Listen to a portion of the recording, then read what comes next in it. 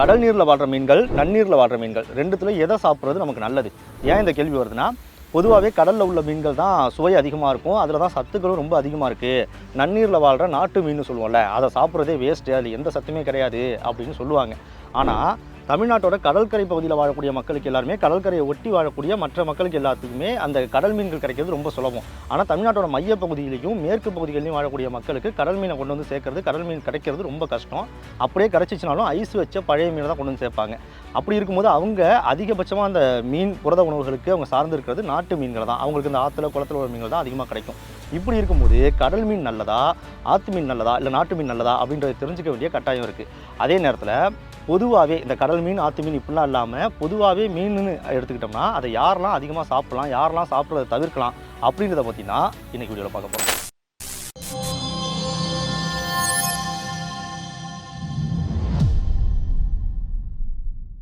கடலில் வாழ்கிற மீன்களுக்கும் நன்னீரில் வாழ்கிற மீன்களுக்கும் அவங்களோட உடல் அளவுலேயே நிறைய மாறுபாடுகள் இருக்குது, வேறுபாடுகள் இருக்குது. பொதுவாக அந்த நிலத்தில் வாழக்கூடிய மீன்கள் அதுங்க வாழ்கிற அந்த சேறு நிரம்பிய சூழலுக்கு ஏற்ற மாதிரி அதுங்க உடம்புல நிறைய புதுவிதமான தகவமைப்புகளை கொண்டிருக்கு. இந்த நாட்டு மீன்களுக்கு அதுங்களோட தோலில் எபிடெமிஸ்னு ஒரு லேயர் இருக்கும். நமக்கு இருக்க மாதிரியே அதுங்களோட தோல்லையும் எபிடெமிஸ்னு ஒரு லேயர் இருக்குது.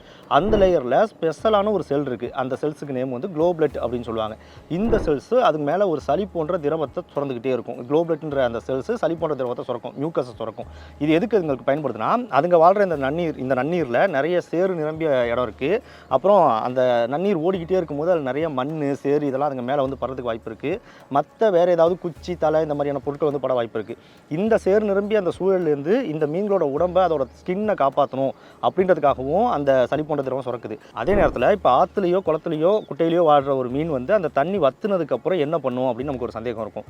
நிறைய அந்த ஆற்றுல குளத்தில் வாழ்கிற மீன்கள் எல்லாமே தண்ணி வத்த போது, ரொம்ப அந்த கோடை உச்சத்துக்கு வந்துருச்சு, தண்ணி அடிமட்டத்துக்கு குறைஞ்சிக்கிட்டு இருக்கு, இன்னும் கொஞ்சம் நாளில் வத்திரும் அப்படின்ற சூழலில் அதவங்க அடியில் சேத்துக்கு போயிட்டு, சேத்துக்கு அடியில் இன்னும் உள்ளே நோண்டி உள்ளே போய் அங்கே ஒரு சின்ன பள்ளத்தை அமைச்சு, அந்த பள்ளத்துக்கு, அதாவது சேத்துக்கு அடியில் சொல்கிறேன், ஒரு சின்ன ஒரு பள்ளத்தை அமைச்சு அந்த பள்ளத்துக்குள்ளேயே வாழ ஆரம்பிச்சிடும்.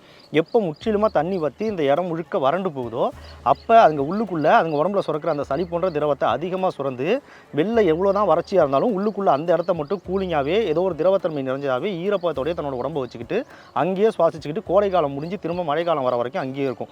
நிறைய வீடியோஸில் நீங்கள் பார்க்கலாம், அந்த மாதிரி அப்படியே நிலம் பேர்ந்து கிடக்கும் வெயிலில். அந்த பேர்ந்திருக்க நிலத்தை அப்படியே தோண்டி எடுக்க உள்ளேருந்து மீன்களை அள்ளி போட்டுக்கிட்டே இருப்பாங்க. அது எல்லாமே உள்ளுக்குள்ளே ஈரப்பதத்தோடையே இருக்கும். அந்த இடத்த ஈரப்பதமாக வச்சுக்கிறதுக்குமே, இந்த கோடை காலங்கள் ஈரப்பதமாக வச்சுக்கிறதுக்குமே இந்த நல்ல மீன்கள் அதுங்களோட அந்த சளி போன்ற திரவத்தை சார்ந்திருக்கு.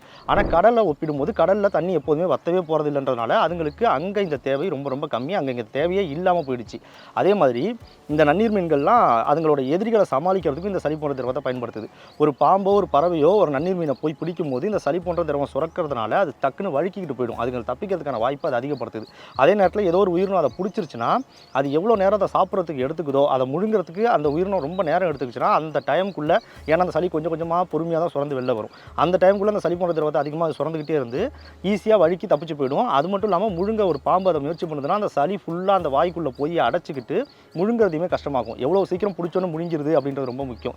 கொஞ்சம் டிலே பண்ணிடுச்சினாலும், மீன் கொஞ்சம் போராடி அதை டிலே பண்ணிடுச்சினாலும் அதுக்கப்புறம் அதை முழுங்கிறது கஷ்டம், மீன் தப்பிச்சு போகிறது ரொம்ப சுலபமாகிடும்.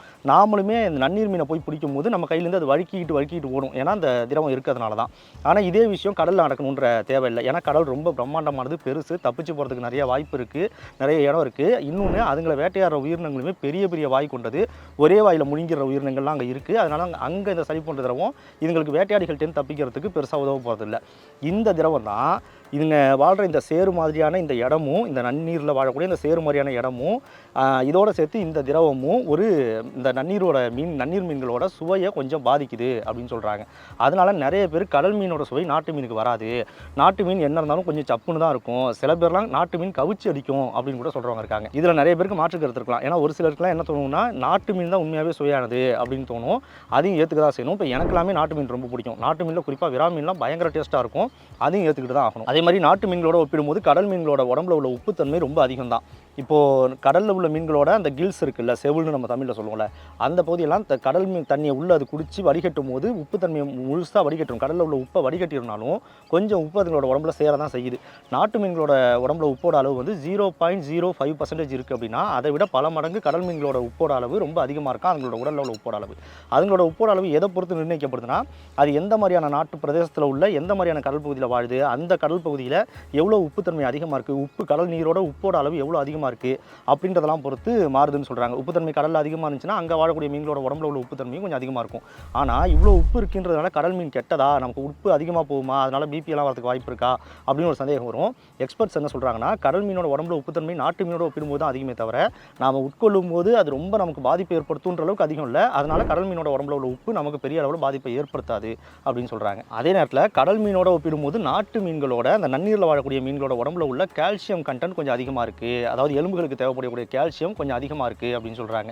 ஏன்னா நன்னீரில் வாழக்கூடிய மீன்களுக்கு அதுங்க வாழக்கூடிய அந்த நிலப்பரப்பில் அந்த மரங்கள் இதெல்லாம் சூழ்ந்த அந்த நிலப்பரப்பில் கால்சியம் செரிமெண்ட் அதிகமாக அது படிஞ்சிருக்கும் அந்த மண்ணில்.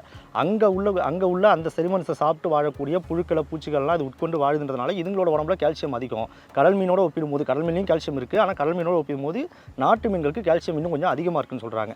ஸோ உங்களுக்கு உடம்புல எலும்பு இன்னும் கொஞ்சம் வலுவாக இருக்கணும், கால்சியம் உங்களுக்கு அதிகமாக தேவை அப்படின்னு நீங்கள் நினச்சிங்கன்னா கடல் மீனை ப்ரிஃபர் பண்ணுறதை விட அதிகமாக நாட்டு மீனை ப்ரிஃபர் பண்ணுறது நல்லது. அதே மாதிரி பொதுவாக நம்மளாம் கொழுப்புனாலே ரொம்ப ஆபத்து, நம்ம உடம்புல கொழுப்பே இருக்கக்கூடாது அப்படின்னு நினைக்கிறோம். ஆனால் உண்மை என்னென்னா கொழுப்புலேயே 2 வகை இருக்குது. ஒன்று குட் கொலஸ்ட்ரால், இன்னொன்று பேட் கொலஸ்ட்ரால்.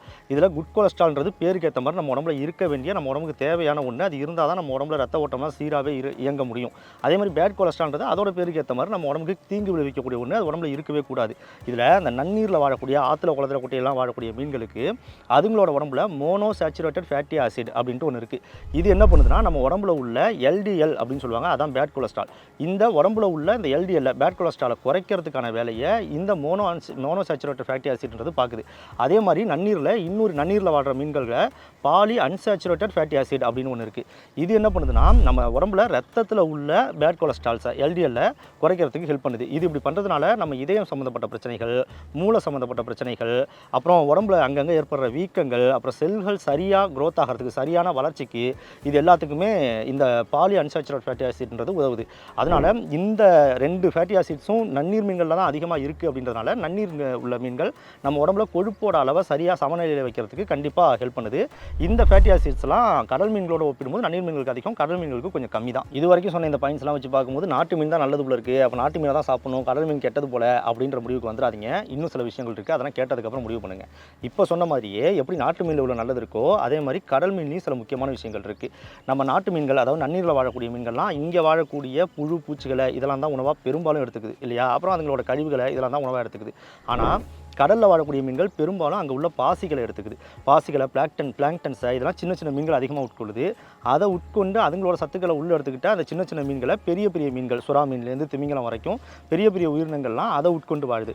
அப்படி பார்க்கும்போது இந்த பாசிகளை அந்த பிளாங்டன்ஸை இதெல்லாம் அதிகமாக உட்கொள்றதுனால அதுங்களோட உடம்புல ஒமேகா-3 ஃபேட்டி ஆசிட் அப்படின்ட்டு ஒரு கண்டென்ட் இருக்குது. இந்த ஒமேகா-3 ஃபேட்டி ஆசிட்ன்றதும் நம்ம உடம்புக்கு ரொம்ப முக்கியமான ஒரு ஃபேட்டி ஆசிட். இது என்னென்னலாம் பண்ணுதுன்னா, ஏற்கனவே சொன்ன மாதிரி இதயம் சம்மந்தப்பட்ட நோய்கள் வரதை கண்டிப்பாக இது கட்டுப்படுத்தும்.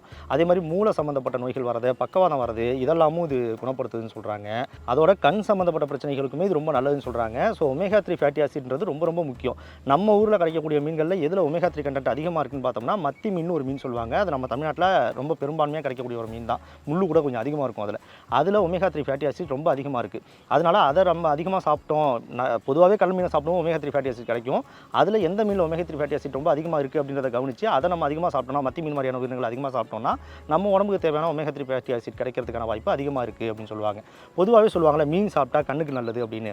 அது ஏன் வந்துச்சுன்னா, அதில் ஒமேகா-3 ஃபேட்டி ஆசிட் இருக்குது, அது கண்ணுக்கு நல்லது அப்படின்றதுனால தான். சரிப்பா, வளவலன்னு பேசிட்டு இல்லாமல் எந்த மீனை சாப்பிடலாம், எந்த மீனை சாப்பிடக்கூடாதுன்ற சுருக்கமாக சொல்லு அப்படின்னு சொன்னீங்கன்னா, சுருக்கமாகவே சொல்லிடுறேன். 2 மீனையும் பொறுத்த வரைக்கும் 2 மீனுமே உடம்புக்கு நல்லது தான். ஆனால் சுவையை பொறுத்த வரைக்கும் நிறைய பேர்கிட்ட கேட்ட வரைக்கும் எனக்கு கடல் மீன் தான் சுவை அதிகமாக இருக்கதா தெரியுது, நாட்டு மீனில் சுவை அந்தளவுக்கு அதிகமாக இல்லைன்னு தோணுது அப்படின்னு சொல்கிறாங்க. நாட்டு மீன் அந்தளவுக்கு சுவை இல்லைன்றதால நிறைய பேர் சாப்பிட்றதையே தவிர்க்கிறாங்க. ஆனால் என்னை பொறுத்த வரைக்கும் இதோட சுவை இதுக்கு தனிப்பட்ட சுவை தான், அதோட சுவை அதுக்கு தனித்தன்மையான சுவை தான். யாருக்கு எந்த சுவை பிடிச்சிருக்கோ அதை சாப்பிடுங்க சிலருக்கு 2 சுவையுமே பிடிச்சிருந்துச்சுன்னா 2 மீனுமே சாப்பிடுங்க. இப்போ எனக்கெல்லாம் 2 சுவையுமே பிடிக்கும். இது கிடைக்கிறப்போ இது, அது கிடைக்கிறப்போ அது அப்படின்னு சாப்பிட்டு போயிடுவேன். அந்த மாதிரி சாப்பிட்டுருங்க, பிரச்சனையே இல்லை. ஏன்னா 2துலேயுமே அதுக்கு தனித்தன்மையான சத்துக்கள் இருக்குது. அதே மாதிரி உங்களுக்கு ஒமேகா 3 ஃபேட்டி ஆசிட் அதிகமாக கிடைக்கணும் அப்படின்னு நினச்சிங்கன்னா கண்டிப்பாக கடல் மீனை எடுத்துக்கங்க. ஏன்னா நாட்டு மீன்களில் அது கிடையாது, ரொம்ப கம்மியாக தான் இருக்குது. அது அந்தளவுக்கு அதிகமாக கிடையாது.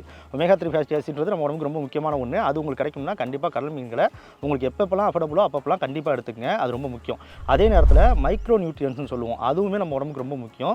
அது நாட்டு மீன்களோட ஒப்பிடும்போது, நன்னீர் மீன்களோட ஒப்பிடும்போது கடல் மீன்களுக்கு ரொம்ப அதிகமாகவே இருக்குது. அதனால் கடல் மீன்களுக்கு உங்களுக்கு எப்பப்பெல்லாம் கிடைக்குதோ வாய்ப்பு இருக்கும்போதெல்லாம் கடல் மீன்களை சமைச்சு சாப்பிட்ருங்க.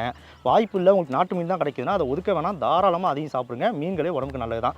மற்றபடி மீன்கள் சாப்பிட்றதுனால ஏதாவது பக்க விளைவுகள் வரும் அப்படின்ற மாதிரிலாம் எந்த விதமான ரிசர்ச்சுமே கிடையாது. அந்த மாதிரி இது வரைக்கும் யாரும் ப்ரூவ் பண்ணவே இல்லை. ஸோ மீன்களை தாராளமாக எடுத்துங்க, உடம்புக்கு நல்லது. ஆனால் ஒரு சிலர்லாம் இந்த மாதிரி மீன்களை சாப்பிட்றத தவிர்க்கிறது இல்லைனா அதை கொஞ்சம் குறைச்சிக்கிறது ரொம்ப நல்லது.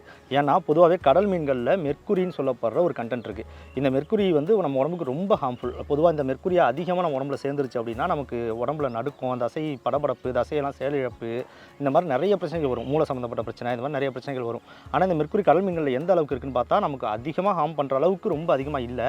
ஆனால் கடல் மீன்களில் இது ஓரளவுக்கு இருக்க தான் செய்யுது. இது எப்படி கடல் மீன்களுக்குள்ளே வருதுன்னா அதுங்க சாப்பிட்ற உணவு மூலமாகவும் கடலோட நீரில் இருக்கிற மெர்க்குரியும் இதுங்களோட உடம்புக்குள்ளே போய் செட் ஆகிடுது. நீங்கள் எப்போ கடல் மீனை ரொம்ப அதிகப்படியாக எடுத்துக்கிட்டே இருக்கீங்களோ அப்போ உங்கள் உடம்புல அதிகப்படியான மெர்க்குரி சேர்றதுக்கு வாய்ப்பு இருக்குது. அப்போது இந்த மாதிரியான பிரச்சனைகள் வரதுக்கு வாய்ப்பு இருக்குது. அதனால எல்லாருமே கடல் மீன்லாம் ஒதுக்கணும் அப்படின்றது கிடையாது. ஏன்னா இது நாட்டு மீன்கள்லையுமே இது ஓரளவுக்கு ரொம்ப கம்மியான அளவுக்கு மெர்க்குரி இருக்க தான் செய்யுது. ஆனால் நமக்கு பெரிய அளவில் பிரச்சனை பண்ணுமா அப்படின்னு கேட்டால் அவ்வளோ பெரிய பிரச்சனை இல்லை. ஆனால் ஒரு சில தருணத்தில் இதை ஒதுக்க வேண்டியது இருக்குது.